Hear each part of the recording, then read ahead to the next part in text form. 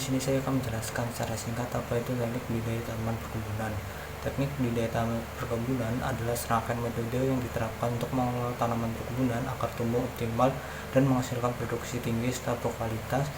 Kegiatan ini meliputi pemilihan lahan yang sesuai, pengolahan tanah, pemilihan varietas unggul, penanaman dengan jarak yang tepat, pemupukan berimbang, pengairan dan pengendalian hama dan penyakit, hingga pemeliharaan rutin seperti penyiangan, kemudian ada pemangkasan. Seluruh teknis tersebut dilakukan secara terpadu untuk meningkatkan produktivitas, menjaga keberlanjutan lahan, dan memastikan usaha perkebunan memberikan hasil yang maksimal dan mendapatkan keuntungan yang maksimal. Di sini saya akan menjelaskan tentang komunitas kelapa sawit. Komunitas kelapa sawit merupakan salah satu dari keluarga Arisaceae. Dalam dunia perkebunan, kelapa sawit merupakan salah satu tanaman yang diandalkan petani untuk menghasilkan minyak kelapa sawit. Selain itu, kelapa sawit juga dapat menyumbang sebagai devisa terbesar negara yang dapat menghasilkan keuntungan yang lebih besar. Pada slide ini, saya akan menjelaskan tentang morfologi atau bagian-bagian utama dari kelapa sawit. Bagian-bagian utamanya itu terdiri dari daun, bunga, batang, dan buah.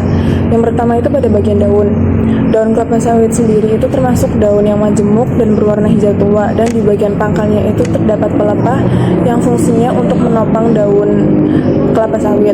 Lalu bentuknya itu mirip dengan daun salak, tetapi durinya lebih halus dan lebih lembut. Daun kelapa sawit ini juga berperan penting dalam proses fotosintesis untuk menghasilkan makanan bagi tanaman itu sendiri. Dan yang kedua itu bagian batang kelapa sawit. Batang kelapa sawit itu berbentuk silindris atau berbentuk bulat memanjang dan tidak bercabang yang diameternya itu bisa mencapai 20 sampai 75 cm. Pada awal pertumbuhan, batang kelapa sawit ini tertutup oleh pelepah, kemudian akan terlihat jelas setelah umurnya itu lebih dari 12 tahun. Tinggi batang kelapa sawit itu bisa mencapai sekitar 15 sampai 18 meter, dan batang ini juga menjadi penopang utama bagi bagian kelapa sawit itu sendiri. Yang ketiga itu ada bagian bunga. Bunga kelapa sawit itu berbentuk tandan dan terdiri dari dua jenis, yaitu bunga jantan dan bunga betina. Bunga betina sendiri itu apabila mekar akan mengeluarkan putik dan berwarna putih kekuningan dengan permukaan yang agak lengket. Lalu pada bunga jantan itu saat mekar akan melepaskan serbuk sari dan memiliki bau yang khas. Proses penyerbukan inilah yang nantinya akan menghasilkan buah. Yang terakhir ada bagian buah. Buah kelapa sawit itu memiliki warna yang bervariasi mulai dari hitam, ungu, hingga warna merah tergantung pada varietas atau bibitnya. Buah yang sudah matang itu biasanya berwarna merah jingga dan mengkilap.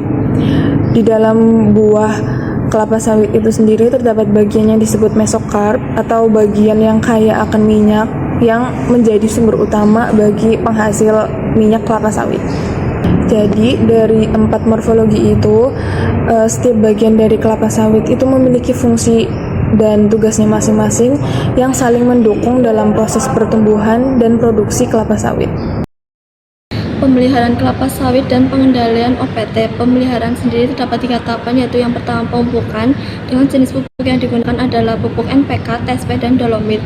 Pemupukan dilakukan 2 kali dalam setahun. Yang kedua ada penyiangan atau pengendalian gulma dengan 2 metode, yaitu mekanis menggunakan mesin babat dan kimia menggunakan pestisida kimia jenis Gramoxone dan Roundup.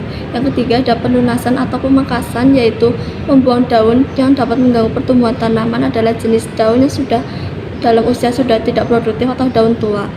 Untuk pengendalian OPT sendiri meliputi pengendalian secara fisik, mekanis, kultur teknis, dan kimiawi.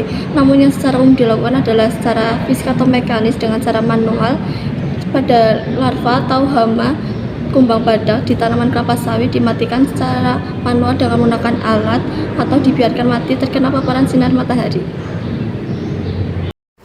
Kegiatan pemanenan dilakukan itu dengan dimulai identifikasi buah matang, yaitu terdapat perubahan warna menjadi orange kemerahan dan terdapat lebih dari 4 brondolan di sekitar pohon sawit. Pemanenan dilakukan dengan cara manual, itu menggunakan dodos untuk mengambil buah sawit tersebut. Kemudian diantarkan ke pengumpulan hasil. Kegiatan pasca panen dilakukan untuk mengolah buah tandan segar itu menjadi minyak nabati, yang dimana buah yang terdapat di pabrik dilakukan penimbangan dan penyortiran untuk memisahkan buah matang, mentah, dan busuk.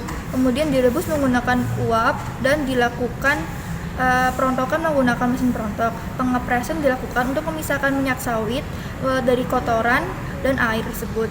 Kegiatan pasca panen dilakukan ini untuk menjaga kualitas minyak itu menjadi tahan lama. Oke, selanjutnya di sini saya akan menjelaskan tentang pohon damar.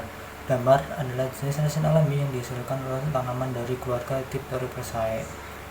Pohon damar tumbuh subur di Pulau Sumatera, Kalimantan, Sulawesi, dan juga Maluku. Damar banyak dimanfaatkan dalam berbagai sektor industri sebagai bahan-bahan emulsi untuk warna, produksi cat, lilin, plastik, serta di industri pangan dan juga farmasi. Selanjutnya, untuk morfologi tanaman damar sendiri terdapat 4 bagian. Yang pertama yaitu daun damar yang tersusun berlawanan dan termasuk daun tunggal, memiliki panjang 6-8 cm dan lebar 2-3 cm. Tulang daun menyirip dengan pangkal berbentuk membaji dan ujung runcing. Yang kedua ada batang tanaman damar yang tumbuh tegak lurus, berbentuk bulat, berkayu, dan memiliki lentisel. Batang tanaman damar berwarna abu hingga coklat kemerahan. Kemudian ada bunga damar, termasuk bunga majemuk bermah satu, di mana dalam satu pohon tersebut tumbuh bunga jantan dan betina. Yang terakhir ada bunga damar berbentuk lonjong dengan perisai pipih menyerupai sisik. Bunga damar sendiri memiliki ukuran 6 mm dan berwarna putih kekuningan.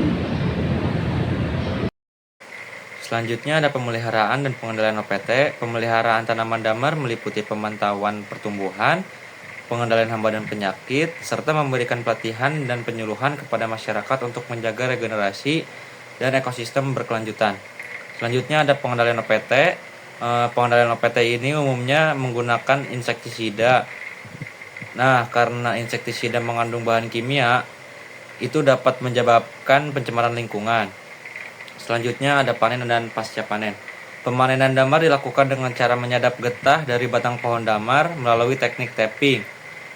Proses penyadapan dimulai ketika pohon telah cukup umur, biasanya berusia 25 tahun sampai 40 tahun. Getah kopal diperoleh melalui penyadapan atau pelukaan kulit batang pohon damar. Proses ini melibatkan pembuatan sayatan pada kulit pohon untuk mengeluarkan getah yang kemudian dikumpulkan. Nah, di sini ada beberapa dokumentasi pada saat kita melakukan daur ulang. Yang pertama ada pada saat kita melakukan kunjungan pada komunitas kopi. Kemudian yang kedua ada pada saat kita melakukan kunjungan pada komunitas kelapa, dan yang ketiga pada saat kita melakukan kunjungan komunitas kelapa sawit, dan yang terakhir ada pada saat kita melakukan kunjungan pohon damar. Nah, kunjungan ini dapat meningkatkan pemahaman dan juga pengetahuan mahasiswa supaya dapat memahami betapa pentingnya tanaman perkebunan. Apabila dapat diolah dengan baik akan menghasilkan keuntungan yang maksimal dan juga bisa membantu perekonomian supaya lebih stabil. Nah, hal ini dilakukan supaya untuk masa yang akan datang kita sebagai mahasiswa dapat memberikan hal-hal yang positif supaya sumber daya alam Indonesia terjaga dan juga dapat dimanfaatkan dengan baik tanpa adanya hal-hal yang tidak diinginkan seperti melakukan hal-hal yang di luar undang-undang dan juga melakukan kegiatan yang ilegal.